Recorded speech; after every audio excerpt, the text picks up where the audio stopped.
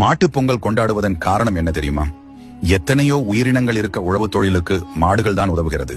புராணத்தின்படி சிவபெருமான் ஒரு முறை நந்தியிடம், நீ பூலோகத்தில் சென்று அங்குள்ள மனிதர்களை தினமும் எண்ணெய் தேய்த்து குளிக்க வேண்டும், மாதம் ஒரு முறை சாப்பிட வேண்டும் என அறிவிக்கும்படி கட்டளையிட்டார். கவனக்குறைவுடன் அதை கேட்ட நந்தி, அனைவரும் தினமும் சாப்பிட வேண்டும், மாதம் ஒரு முறை எண்ணெய் குளியல் செய்ய வேண்டும் என அறிவித்தார். இந்த தவறினால் கோபம் கொண்ட சிவபெருமான் நந்தியை பார்த்து, உணவை தயாரிக்க என்றென்றும் நீ பாடுபடுவாய் என சாபமிட்டார்.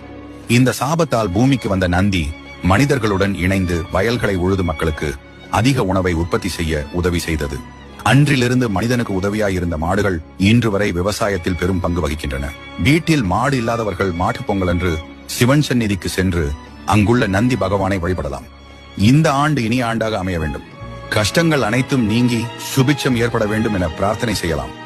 பொங்கலோ பொங்கல், உங்களுக்கு அனைத்து இன்பங்களும் கிடைக்க என் மனமார்ந்த வாழ்த்துக்கள்.